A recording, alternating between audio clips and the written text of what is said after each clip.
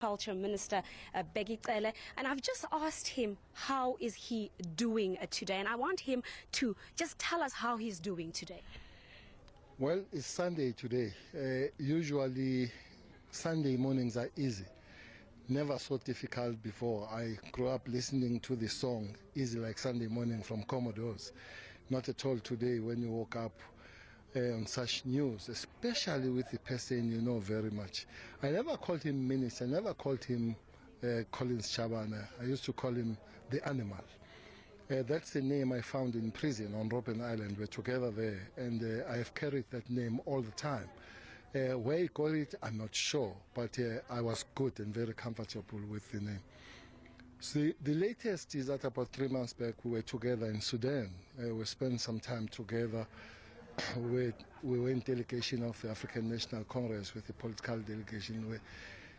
I never seen a person that is so highly respected by both Sudans, the Sudan and South Sudan, highly respected, highly consulted, laughing, people they know, they love him and all that kind of thing. Funny, it gave me a lot of history of Sudan about the River Niles, both Niles and all that.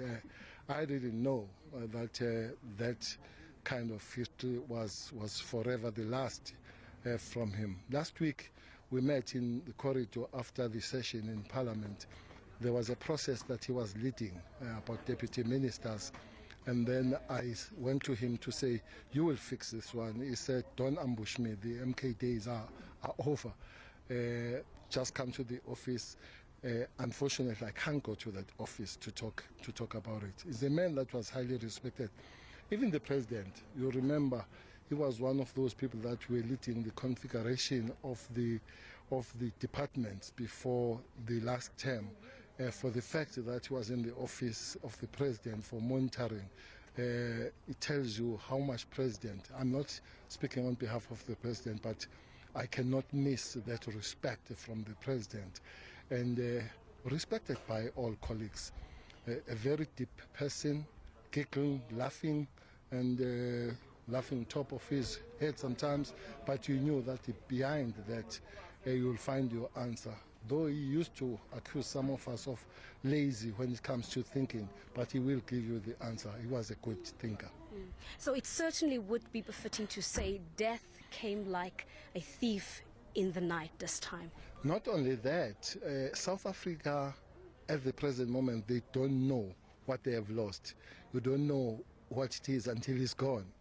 He was a golden boy in terms of thinking, in terms of looking forward, in terms of working for South Africans. Surely those that they worked with him, even those that they know him, they will feel his impact. It's a great, great loss for the nation of South Africa. Now, how do we preserve the memory and the contributions of South Africa's golden boy? Well, for now, I don't know. Remember, we're still facing the real day, the reality, when we'll have to witness that coffin going down. I'm sure most of us will still fear of that particular day. Maybe after that, you begin to think. We still have to. We're here waiting for the real news, what happened and all that. I'm sure we're all at the present moment trapped in that kind of understanding than to think. That's why I'm saying that the loss will be felt later when we all sit down and they say, yes, he's gone. The vacuum he has left, one thing I'm sure of, he has left a very huge vacuum. And feeling it will be, I hear that nobody that cannot be replaced. I'm telling you, some are bigger than others to such an extent that you can. We haven't replaced Martin Luther King up to this point. I'm sure we haven't. I'm sure we won't replace Nelson Mandela. At this level, it will be hard if we can replace the animal, Collins Chabane. You're surely deeply touched, and this tells me that you have lost more than just a colleague. He was a friend to you. Very. We came to know each other in prison. We were pretty close there, but even now, we were working together for the fact that two of us, we can go and spend the time in the foreign country working there, sent together. The bond was quite big. For the fact that I never called him the minister, I called him the animal.